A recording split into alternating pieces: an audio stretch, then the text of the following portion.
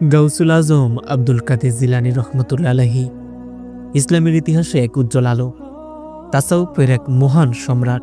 তার জীবন ছিল ইলম, ইবাদত, তাকওয়া, বিনয় ও মানব সেবার এক অনন্য উদাহরণ। রহমতের দরিয়া শুধু নিজের জন্য নয়, বরং পুরো উম্মতের জন্য ছিলেন আলোর পথপ্রদর্শক। সাবস্ক্রাইব করুন সিরাতুন নূর। এটি শুধু ইতিহাস নয়, বরং এটি সত্য, সাহস আর জীবন্ত ইমানের গল্প। হযরত আব্দুল কাদের জিলানী রহমতুল্লাহ আলাইহি জন্মগ্রহণ করেন পারস্যের জিলান প্রদেশে। জন্মের আগেই তার মা দেখেছিলেন এক নূরের আলো পুরো ঘর আলোকিত হয়ে উঠেছে। শৈশব থেকেই তার ভেতরে ছিল স্বভাবগত লজ্জাশীলতা, সততা এবং সত্যের প্রতি গভীর টান। বলা হয় তিনি রোজার মাসে মায়ের দুধ পান করতেন না দিনের বেলায়। এ থেকেই বোঝা যায় আল্লাহ তাকে কত বিশেষ মর্যাদা দিয়েছিলেন। কিশোর বয়সে তিনি ইলমের খোঁজে বাগদাদে চলে আসেন।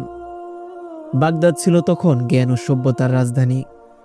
তিনি বড় বড় আলেমদের সাকরেদ হন এবং দ্রুতই ইলমে, হাদিসে, ফিকা, তাফসির ও তাসাউফে শীর্ষস্থানীয় আলেম হয়ে ওঠেন। শিক্ষার সময় তিনি অনেক কষ্ট সহ্য করেছেন, অনাহারে দিন কাটিয়েছেন, তবুও কখনো অভিযোগ করেননি, বরং আল্লাহর রাস্তায় ধৈর্য ধরেছেন।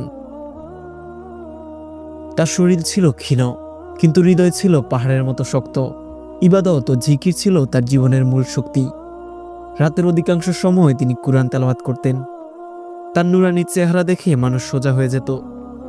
তিনি বলতেন যে আল্লাহকে চেনে, তার মন অন্য কিছুর দিকে ফিরে না। হযরত আব্দুল কাদের জিলানী রহমতুল্লাহ আলাইহি একদিন নদী পার হওয়ার জন্য এসে পৌঁছান। এসে দেখেন নদী ছিল প্রচণ্ড উত্তাল। লোকেরা নদী পার হতে পারছিল না। গাউসুল আজম হযরত আব্দুল কাদের জিলানী রহমতুল্লাহ আলাইহি যখন আসলেন, তিনি বলেন বিসমিল্লাহ, আর নদীর পানি শান্ত হয়ে যায়। সব মানুষ নিরাপদে নদী পার হয়। একবার বাগদাদে ভয়াবহ দুর্ভিক্ষ হলে শত শত গরিব মানুষ তার দরবারে আসেন।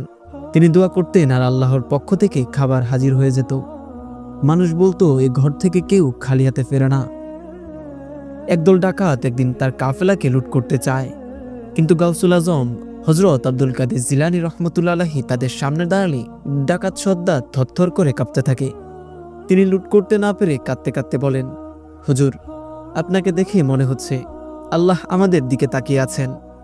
সেদিন পুরো ডাকাত দল তওবা করে আল্লাহর রাস্তায় ফিরে আসে। হযরত আব্দুল কাদের জিলানী রহমতুল্লাহ আলাইহির জীবন আমাদের শেখায় সত্যের পথে দৃঢ় থাকা, রাগ নয় বরং ক্ষমাই মহৎ গুণ। গরিবের পাশে দাঁড়ানো, ইলম ও আমলের সমন্বয়, রিজিকের জন্য হারাম পথ বর্জন এবং আল্লাহর রাস্তায় ফিরে আসা।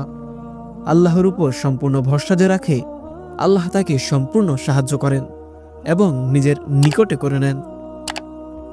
তিনি বলতেন যে আল্লাহর উপর ভরসা করে আল্লাহ তাকে কখনো একা ফেলে যান না।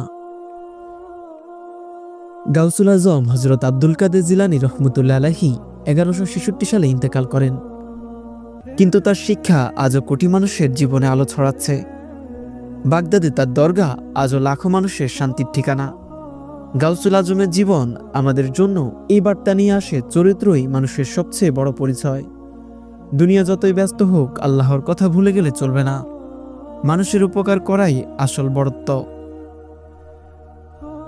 এ যেন এক আলো যা কখনোই নিবে না। সাবস্ক্রাইব করুন সিরাতুন নূর। এটি শুধু ইতিহাস নয়, বরং এক জীবন্ত ইমানের গল্প। ইনশাল্লাহ পরবর্তী পর্বে আমরা জানব এমনই আরেকজন ইসলামের মহান মনীষীর জীবনী।